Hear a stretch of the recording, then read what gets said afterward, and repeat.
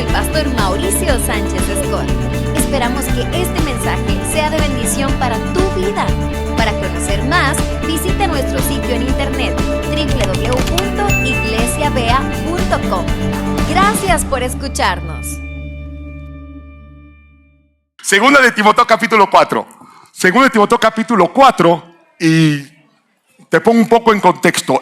Esta es una carta paulina, es una que se conoce como cartas pastorales. Son cartas que el apóstol Pablo envió, en este caso, a un pastor muy joven que a su corta edad tenía una responsabilidad enorme: ser pastor de una iglesia cristiana en Éfeso, que era un centro de idolatría tremendo, una ciudad importantísima de la antigüedad. Y estas son las primeras iglesias cristianas de la historia.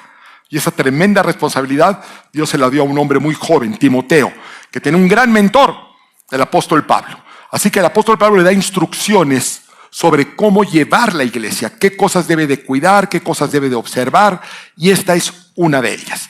Segunda de Timoteo capítulo 4, a partir del verso 2. Y le dice: que prediques la palabra, que instes a tiempo y fuera de tiempo, redarguye, reprende, exhorta con toda paciencia y doctrina. Porque vendrá tiempo cuando no sufrirán la sana doctrina, sino que teniendo comezón de oír, se amontonarán maestros conforme a sus propias concupiscencias y apartarán de la verdad el oído y se volverán a las fábulas. Deja ahí el dedito porque vamos a continuar ahorita en Timoteo. Aquí el apóstol Pablo está diciendo: predica en todo tiempo, redarguye, regaña, exhorta, dirige, siempre en observancia a la doctrina, a la sana doctrina. Es importante, 2 veces repite la importancia de la doctrina en muy pocas palabras. Y dice: ¿por qué es importante la sana doctrina? Dice: porque llegará el tiempo, y esos tiempos son estos tiempos, donde hay gente que le va a dar comezón de oír la sana doctrina, de oír la verdad, de oír lo que es correcto. Les va a molestar. Y se van a reunir en multitudes con falsos maestros que les van a predicar lo que quieren oír. Por eso es importante proteger la sana doctrina. Ahora vamos a Primera de Timoteo, una carta anterior, capítulo 6. A partir del versículo 3. Si alguno enseña otra cosa y no se conforma a las sanas palabras de nuestro Señor Jesucristo y a la doctrina que es conforme a la piedad, está envanecido, nada sabe, nada sirve, no hay provecho. Se necesita enseñar la sana doctrina. Cualquiera que se extravía y no persevera en la doctrina de Cristo, esto lo va a escribir el apóstol Juan, no tiene a Dios. El que persevera en la doctrina de Cristo, ese sí tiene al Padre y al Hijo. Fíjate la importancia de la doctrina. Vamos a Hechos 2. Se nos habla de la importancia toral de la doctrina. Se nos repite doctrina, sana doctrina. Observen la sana doctrina, enseñen la sana doctrina, protejan la sana doctrina. Porque viene tiempo donde la sana doctrina se va a ver atacada. ¿Cuántas veces se habla? Ahora fíjate, la primera iglesia, la iglesia del primer siglo, la iglesia apostólica, la iglesia a la cual nosotros aspiramos a parecernos, la iglesia que transformó al mundo, se nos dice cómo creció. Fíjate lo que dice Hechos capítulo 2, verso 42. Dice: y perseveraban, los creyentes perseveraban ¿en la qué? En la doctrina de los apóstoles, en la comunión unos con otros, en el partimiento del pan y en las oraciones. Fíjense, aquí nos reunimos, perseveramos, congregarnos. Tenemos 15 años congregándonos. Tenemos comunión unos con otros. Tenemos partimiento de pan cada último domingo de mes. Oramos, tenemos un día especial para oración. Hay que perseverar en la doctrina. Hay que poner atención en la doctrina. Porque todas las iglesias cristianas, hace unos días, nos etiquetaron, cosa que me dio gusto porque una persona estaba pidiendo informes. Alguien conoce una iglesia de sana doctrina por el sur de la ciudad y alguien puso: ve ahí en el sur de la ciudad. A mí me dio gusto que alguien nos identifique como una iglesia donde se predica la sana doctrina. Pero al mismo tiempo me di cuenta que no creo que exista en el planeta una iglesia que diga: iglesia fulanita, aquí tenemos mala doctrina. Pues no, todos creen tener buena doctrina o sana doctrina. Realmente, ¿cómo sabemos que tenemos sana doctrina? Porque digo, tener la comunión es muy evidente, Santa Cena es muy evidente, orar es muy evidente, pero la sana doctrina, de la cual depende todas las instrucciones que acabamos de ver, ¿cómo sabemos?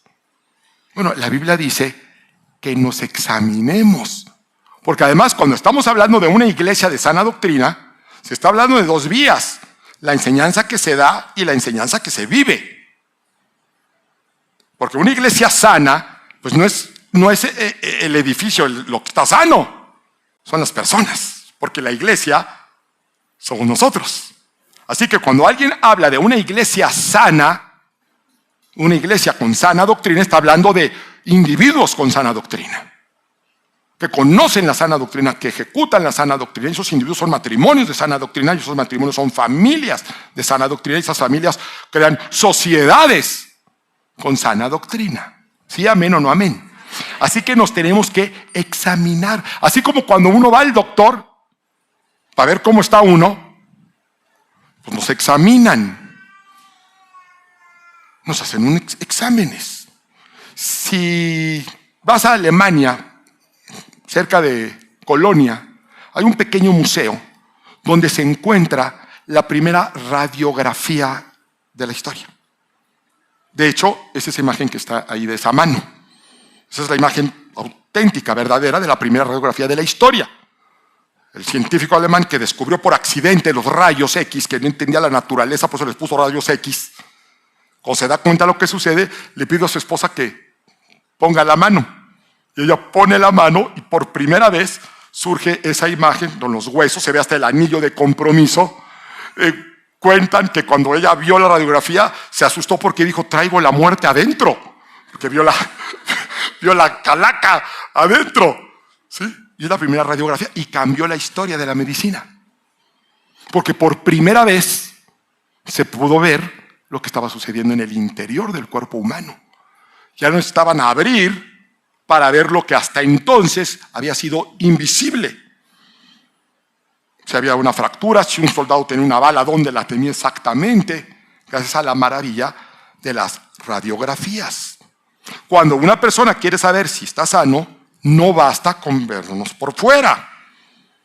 Imagínense que vayamos al doctor y que: oiga, doctor, ¿cómo estoy? Pues nomás de verlo, yo creo que está bien, ya váyase para su casa. Sería una locura. Sería una tontería, por eso existen exámenes. Y una herramienta indispensable es las radiografías, porque revela lo que los ojos no pueden ver. Y hoy nos vamos a hacer una radiografía. Vamos a hacernos una radiografía. ¿A la luz de qué? ¿Cuál es el aparato? ¿Cuál es el instrumento que permite revelar lo que sucede en el interior de la iglesia, que sucede en el interior de nosotros como una comunidad de fe? Vamos a Hebreos capítulo 4, verso 12, donde se habla de este instrumento. Hebreos 4, 12.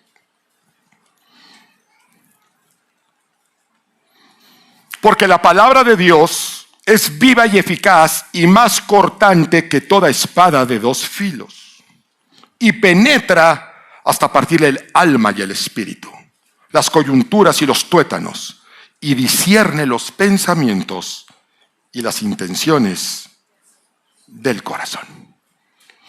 Este es el instrumento que nos puede sacar una radiografía. Este y solamente este es el aparato que nos permite observar aquello que no es observable a simple vista. Si la iglesia es una iglesia de sana doctrina. se necesitan estos rayos X porque no se ve. Hay gente que piensa que se ve, cosa que es absurdo. Hay gente que dice, no, es que esa iglesia es de sana doctrina, porque es una iglesia muy grande, ha crecido mucho en tamaño. Hay gente que lo mide así. Iglesia grande, iglesia sana, iglesia pequeña, iglesia enferma. Eso es tan absurdo como ir con el pediatra, con nuestro bebé y que diga, ¿cómo está? Está grandote, está sano, lléveselo. Sería absurdo. Porque está grandote porque quizás los papás son grandotes. Quizás el otro está chiquito porque sus papás son chiquitos.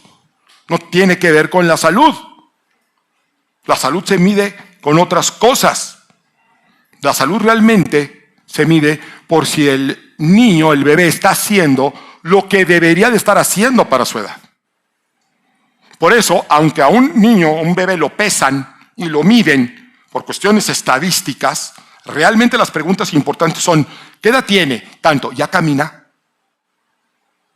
¿Cuántos años tiene? Tantos, ¿ya habla? ¿Ya empezó a hablar? ¿Ya sostiene la cabecita solo? ¿Ya empezó a comer solo? Porque eso habla del desarrollo. Eso habla del desarrollo. Mi mamá cuenta la historia de un bebé que preocupó mucho a la madre porque lo trataba de parar y no, las piernitas no le daban, no paraba. No se quería parar. Entonces lo llevan al pediatra, lo examinan, lo checan. Doctor, ¿qué tiene? Estoy muy preocupado. No tiene nada, niño flojo. Y conozco la historia porque ese bebé soy yo.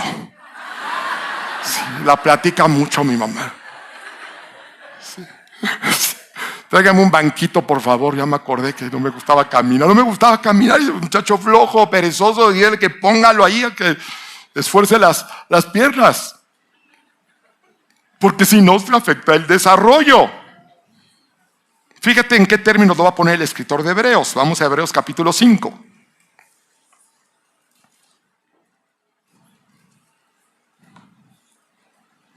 Cuando lo tengamos decimos, porque debiendo ser ya maestros, es una carta a una iglesia, porque debiendo ya ser maestros, después de tanto tiempo, tenéis necesidad de que se os vuelva a enseñar cuáles son los primeros rudimentos de las palabras de Dios. Y habéis llegado a ser tales que tenéis necesidad de leche y no de alimento sólido.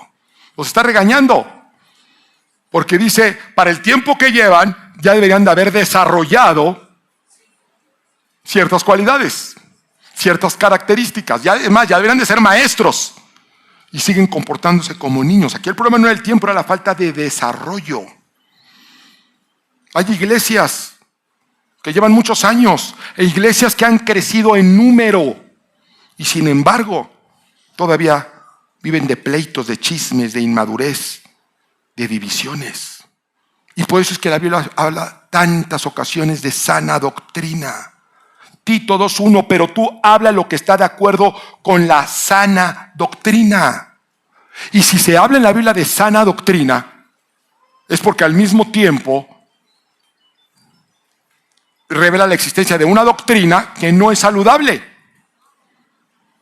Hay doctrina sana y doctrina enferma.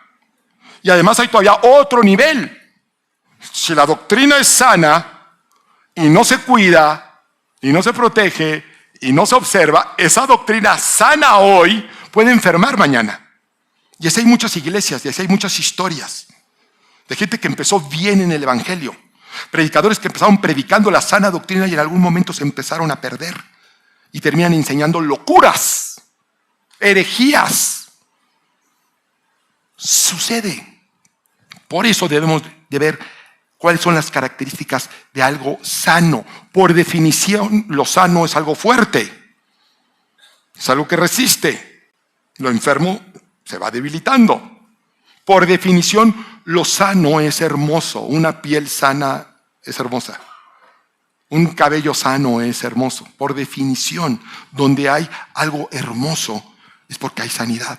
Donde hay algo fuerte es porque hay sanidad. Pero ¿cómo sabemos que una iglesia es sana si no es por el tamaño? Si no es porque cuando yo voy siento muy bonito. Necesitamos una radiografía. Vamos al libro de los inicios, Génesis. Génesis capítulo 1. Hay personas que dicen, nosotros somos una iglesia que hemos experimentado un crecimiento tremendo. Empezamos hace 15 años predicando en el garage de una casa. Miren lo que Dios nos ha dado. Gloria a Dios por eso. Sin embargo, eso no es indicativo forzosamente de que se esté predicando la sana doctrina. Por eso a mí me preocupa más la sana doctrina que el número de asistentes. Cada vez que entra una persona aquí, mi corazón se llena de alegría.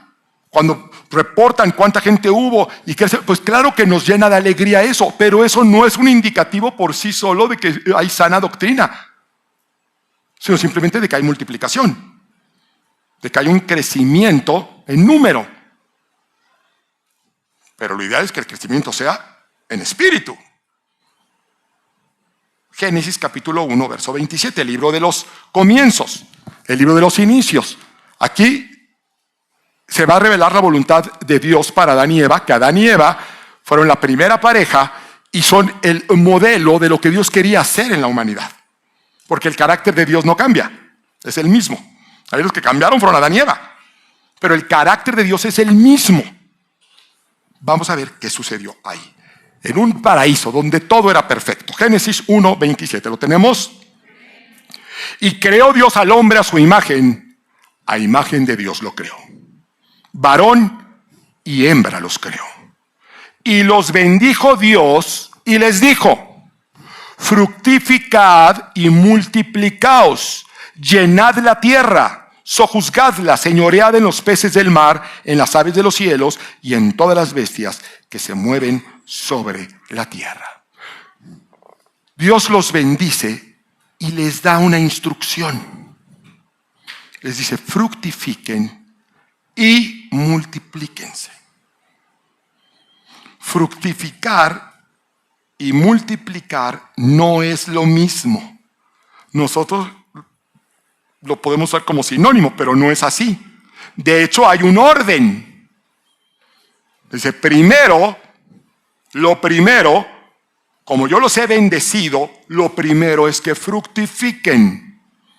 Y después de que fructifiquen, multiplíquense. Nosotros como raza humana solamente hemos sido buenos para multiplicarnos. Efectivamente, llenamos la tierra ya. Ya no cabemos. Pero eso no significa que hayamos fructificado. Simplemente que nos hemos multiplicado. Y además multiplicado fuera del orden establecido por Dios, que es primero fructificas y después te multiplicas.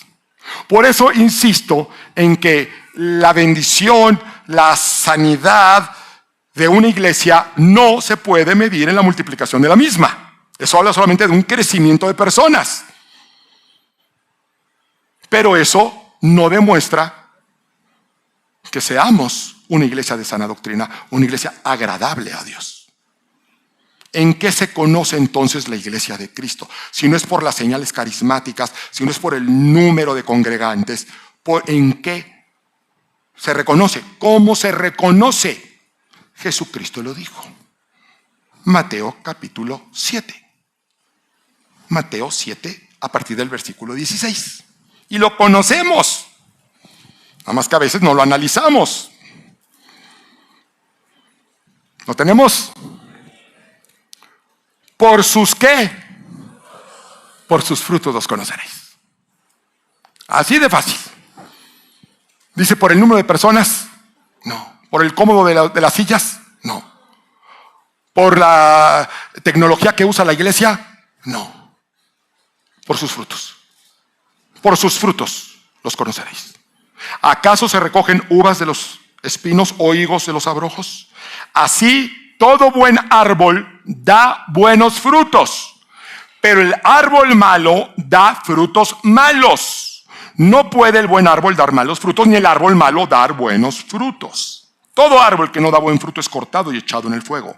Así que, y lo vuelve a decir, por sus frutos los conoceréis. Entonces, amada iglesia, nosotros debemos de ser reconocida como una iglesia de sana doctrina por nuestros frutos. Ahora, no es solamente por los frutos, y aquí vamos a dar otro paso adelante. es por los buenos frutos. Porque si observaron, el árbol malo también da frutos. ¿Se dan cuenta? No está hablando de un árbol que da fruto y otro árbol que no da nada. No, está hablando de un buen árbol que da buen fruto y un mal árbol que da mal fruto. Ambos dan fruto. Entonces ahora la pregunta es, ¿qué convierte un fruto en buen fruto? ¿Y qué convierte un fruto en mal fruto? Porque eso va a indicar si el árbol es bueno o malo. Y nosotros tendemos a ponerlo esto en blanco y negro. O sea, un buen fruto es que la persona sea bondadosa. Un buen fruto es que le vaya bien en su trabajo. Un mal fruto es que sea ladrón y mentiroso. No necesariamente. Porque eso lo medimos desde nuestra perspectiva. Y lo tenemos que ver desde la perspectiva de Dios. Hay gente que dice, es que mira, yo tengo buenos frutos porque me va muy bien y con lo que yo tengo ayudo a los pobres. Eso está muy bien, eso es una buena obra. Pero ese fruto hay asociaciones civiles seculares que también lo hacen y más que nosotros. Ayudas al pobre, mucha gente ayuda al pobre. No, es que yo estoy ayudando a leer a un niño, voy ahí los domingos. Hay instituciones que lo hacen mucho mejor que tú. Cuando Dios habla del fruto en la vida de un cristiano, habla de un fruto en particular, que es el fruto del Espíritu. Ese fruto solamente se produce en la iglesia de Cristo. Digo, toda la ayuda al necesitado, toda una buena acción. Allá afuera hay muchas instituciones que lo hacen. La iglesia de Cristo tiende a ayudar, repartir despensas, sí, pero no es exclusivo. Hay asociaciones, Greenpeace, UNICEF, olvídense. Pero hay un fruto que solamente este árbol lo da. Hay una doctrina que solamente aquí se enseña. Y son las verdades espirituales. ¿Cuál es el fruto del Espíritu? Gálatas 5:22. Deberíamos de saberlo de memoria. Porque eso es lo que Dios quiere producir en ti. Pero vamos a la Escritura. Algún día nos vamos a saber media Biblia de memoria. Gálatas 5:22 en adelante. ¿Lo tenemos?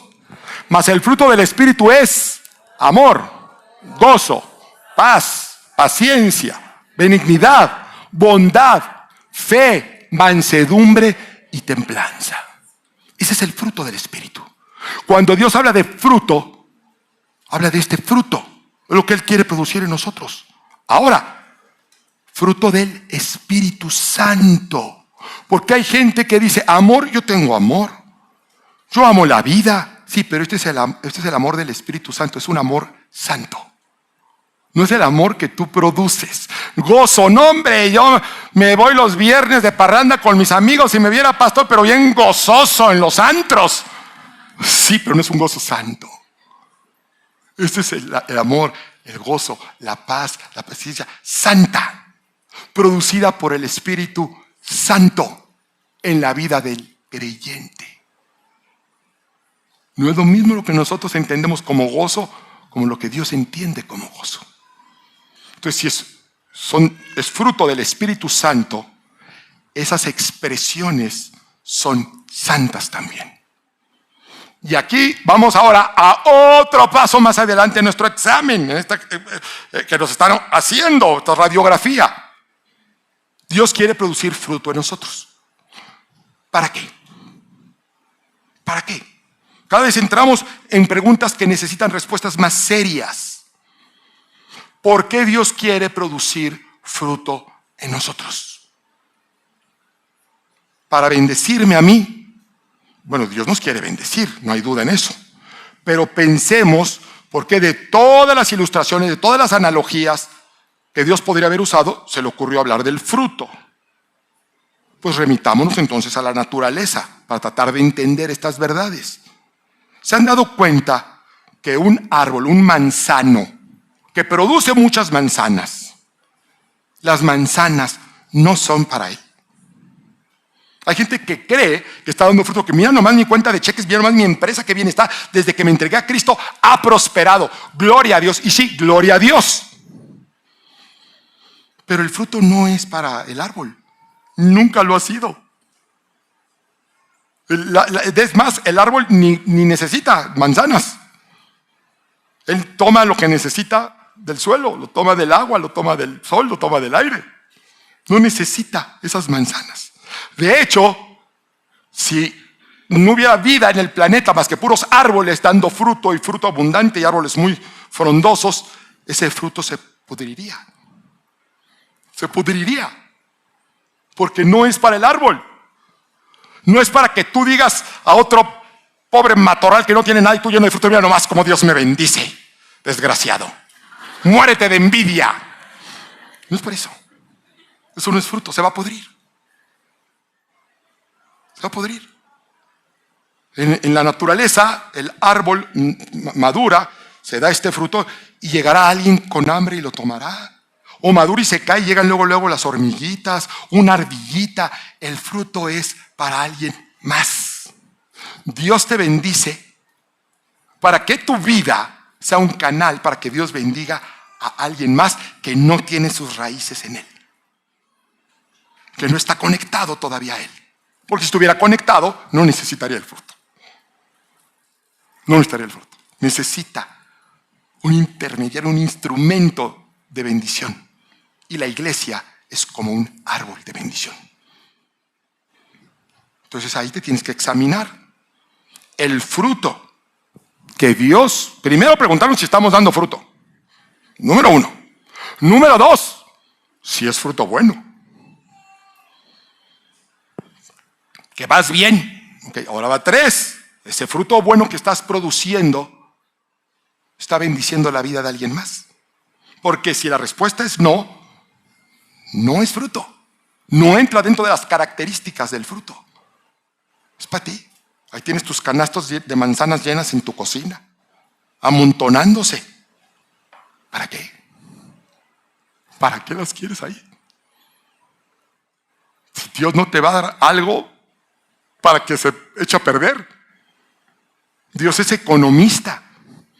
Es el más grande economista que ha existido. Es perfecto en sus cálculos, es perfecto en sus mediciones. Te va a dar siempre lo correcto y lo justo para que su palabra se cumpla. Si te da en excedente, le dice, por ejemplo, que bendice hasta que sobreabunde.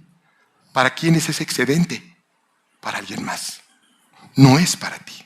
Entonces pregúntate si estás dando buen fruto y si realmente es para alguien más.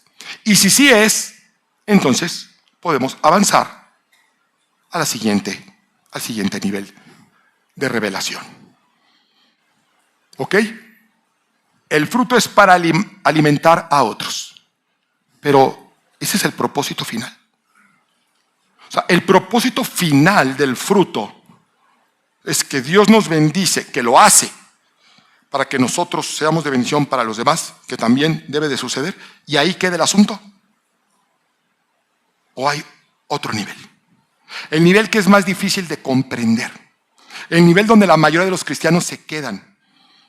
El nivel del cristiano que entendió que Dios bendice a sus hijos, que entendió que hay que dar fruto. Pero a veces se quedan con eso. El fruto que Dios me da, las bendiciones que me da, son para que yo sea también un canal de bendición. Es verdad. Pero volvamos al árbol. Biológicamente, el fin último del fruto no es alimentar o nutrir a alguien más, aunque ocurra. El propósito principal del fruto, pongan atención, es asegurar la reproducción de la planta. Ese es el fin del fruto. El fruto protege la semilla y facilita que esa semilla llegue a otro lugar donde pueda germinar y convertirse en un nuevo árbol.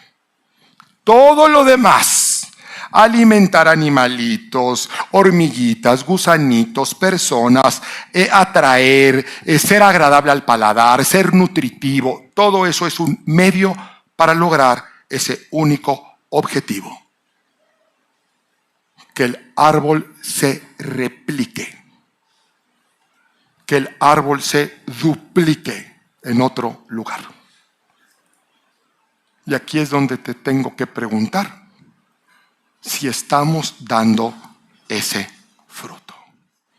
Porque vuelvo a repetir, para ayudar al pobre hay mucha gente que ayuda al pobre. No digo que no lo hagamos, pero hay mucha gente que ayuda al pobre. ¿Y sabes qué? Eso no le cambia la vida. Eso no le cambia la vida. No es que yo agarro gente de la calle y los llevo a AA, los llevo, está muy bien, síguelo haciendo. Pero eso no les da la vida eterna. La verdadera pregunta es si esa gente que Dios te ha acercado, la ha acercado a tu vida, tu núcleo familiar, tu núcleo social, tus amigos más cercanos, has logrado inyectar la semilla del evangelio en ellos. Porque si no, estamos dando fruto, iglesia, pero es un fruto transgénico, sin semilla. Sí, la prueban, qué sabroso, qué bonito, gracias, pero no nos estamos duplicando. No nos estamos duplicando. Y el buen fruto se duplica. Uno de los lugares más resguardados en el planeta es una bóveda en el Ártico. ¿Sabes qué guardan ahí? Semillas. Para que en caso de un cataclismo mundial, no se pierda el alimento. Dependemos de las semillas. La iglesia de Cristo necesita estarse duplicando cada generación. Y nosotros somos ese árbol. Si nosotros no entendemos que ese es el fin del fruto, lo que vamos a estar haciendo son obras buenas para nosotros, obras piadosas para nosotros, pero que no producen lo que Dios quiere producir, que son nuevas generaciones de cristianos. En eso se resume todo. Y si tus amigos son muy amigos tuyos y te reconocen tu vida piadosa y te reconocen tu fe, pero no hay conversión, hay un problema en el fruto que estamos produciendo. Claro, la misma naturaleza nos muestra que de muchas semillas hay una pega, hay una de 100, pero pegan. De otra manera ya no habría vida en el planeta. ¿Cuántos de tus amigos, cuántos de tus parientes pegan? De todo ese fruto que Dios está produciendo en ti. Y todas esas bendiciones que sabes para qué son, precisamente para que ellos se acerquen. La Biblia le promete Dios le promete a Israel: te haré tierra deseable. Pero no para que la presumas, no para hacer sentir mal a los demás, sino para que se acerquen a ti, digan cómo le hiciste para convertir este desierto en un jardín, y les digas: Cristo lo hizo. Cristo lo hizo.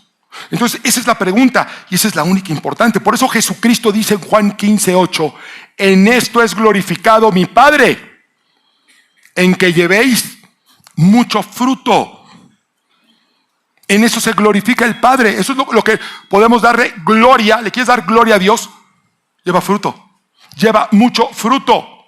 Por eso no es importante si crecemos como iglesia, ni si tenemos muchas actividades. Nos hemos multiplicado. Qué bueno, qué bendición que tengamos muchos ministerios ahora. Tenemos reunión de matrimonios, jóvenes. Olvídate, cuando empezamos no teníamos nada. Pero tenemos que asegurarnos que esa multiplicación sea una multiplicación por fruto, que esa multiplicación sea una duplicación, que esos jóvenes amen a Cristo como nosotros lo amamos, que esos matrimonios arreglen sus problemas en Cristo como nosotros los hemos arreglado. La pregunta es si hay alguien a tu alrededor que hoy ama más a Cristo porque tú lo discipulaste, porque le abriste las puertas de tu casa. La pregunta es si hay alguien que aprendió la palabra porque tú se la enseñaste. La pregunta es si hay alguien caminando con Dios porque tú invertiste tiempo en Él. Y cuando la gente dice: no, yo no quiero ir a tu iglesia, asegúrate que la razón no seas tú. Y pregúntate por qué. Entonces tenemos que preguntar eso. ¿Por qué si Dios me bendice tanto? ¿Por qué si el Evangelio es tan maravilloso? ¿Por qué si hay tanto descanso en Cristo? ¿Por qué la gente que lo ve en mí no se acerca? Y no es porque estén bien, porque nadie puede estar bien sin Cristo. Eso es una mentira. Es imposible vivir en esta vida feliz sin Cristo. Eso dicen. ¿Y sabes por qué dicen eso? Uno, porque quizá no les conviene a su estilo de vida vivir como Cristo. Pero la otra es porque no saben, porque no han visto. Y nos ven a nosotros y nos dicen, no, pues así está el caminito, ¿cómo estará el pueblito, man? Si no hay mucha diferencia. Si tú me hablas de tu Cristo y te veo que vas todos los domingos y que lees tu Biblia y que te la sabes, pero veo tu matrimonio y el mío y ahí vamos. Veo tus hijos y los míos y ahí vamos. Te veo a ti mismo y ahí vamos. Tenemos que asegurarnos y examinarnos de que realmente estemos dando fruto, porque eso es lo que glorifica al Padre. Eso es lo que el Padre quiere. Puede ser una tierra deseable. Podemos ser como el apóstol Pablo, que tenía los tamaños de pararse ante una congregación después de haber perseguido a la iglesia y decirle, y viéndola a la cara, decir, imítenme a mí, como yo imito a Cristo. Pablo podía hacer eso. Y nosotros no tenemos un pasado peor que el de Pablo, Y tuvimos un encuentro con el mismo Cristo. Y no podemos pararnos ante nuestra familia, ante nuestras amistades y decirles, imítenme a mí como yo imito a Cristo. Porque dirían, sí, chuchándale, y tus calzonzotes.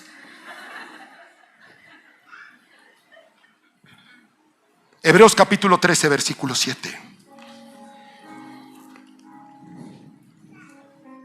Acordaos de vuestros pastores.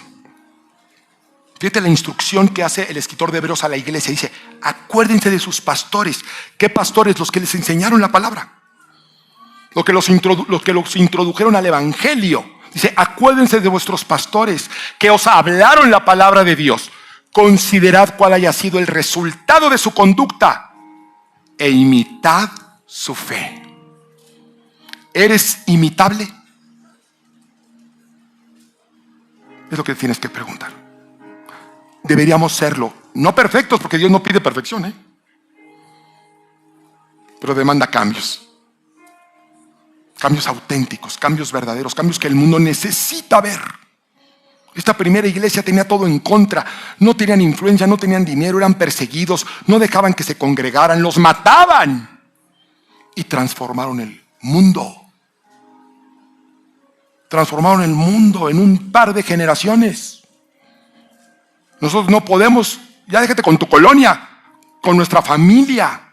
Y el problema, se los aseguro, amada iglesia, no es el evangelio.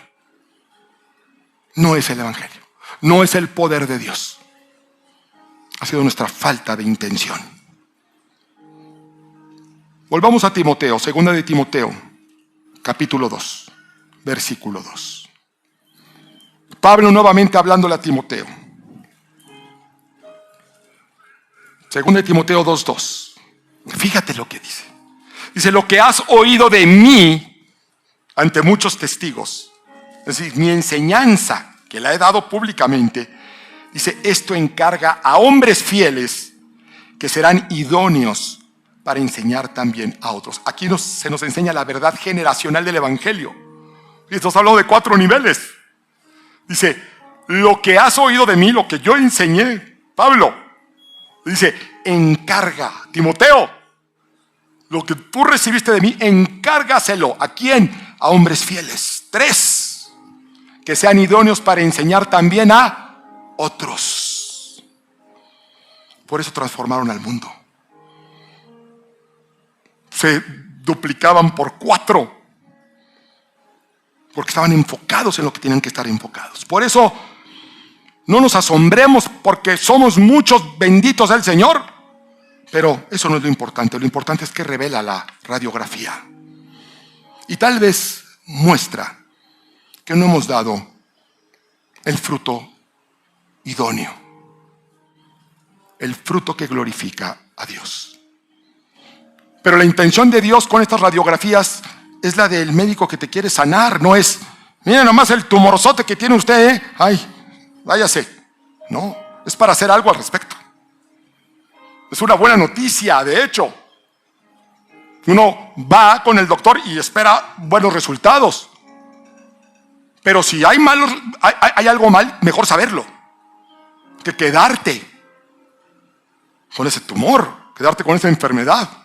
Que además, yo no sé usted, pero luego cuando nos da miedo ir al doctor es porque nos da temor de que encuentre algo que no puede ser sanado. Ay, no, mejor no sé, mejor ni me entero. Pero ¿sabes qué, iglesia? En Cristo todo puede ser sanado. En las manos del buen doctor que es Cristo, todo tiene solución. Todo tiene solución. Así que nos conviene ir a que nos examine y que nos diga esto, pero no te preocupes, ahorita lo sacamos. Ahorita lo extirpamos. Ahorita te doy la medicina. Y es lo que Cristo te quiere decir hoy. Juan capítulo 15, verso 16. Porque a veces nosotros, cuando nos damos cuenta que ya déjate fruto bueno, ni fruto. Que quizá en lugar de haber servido para que la gente llegue a Cristo, quizá muchos se han alejado a causa de nuestro testimonio. Y puedes sentirte juzgado, condenado. No, esa no es la intención. Fíjate lo que Jesús te dice hoy, Juan 15, 16. No me elegisteis vosotros a mí, sino que yo os elegí a vosotros y os he puesto, los he encomendado, los he afirmado para que vayáis y llevéis fruto y vuestro fruto permanezca. Cristo te está diciendo, depende de mí ese fruto. Solamente entiéndelo. Y mi intención, dice Jesús, sigue siendo que des fruto, y fruto abundante, al 30, al 60, al 100 por uno, y que sea un fruto que trascienda, que sea un fruto que tenga reverberancia en la eternidad. Tú no me elegiste a mí, dice Jesús, yo te elegí a ti como árbol. Y la Biblia dice que el que empezó la buena obra, la culminará. Por eso termino con Jeremías 17, 7. Bendito el hombre que confía en el Señor y pone su confianza en Él. Será como un árbol plantado junto al agua, que extiende sus raíces hacia la corriente. No teme que llegue el calor y sus hojas están siempre verdes. En época de sequía no se angustia y nunca, nunca deja de dar fruto. Que Dios nos bendiga.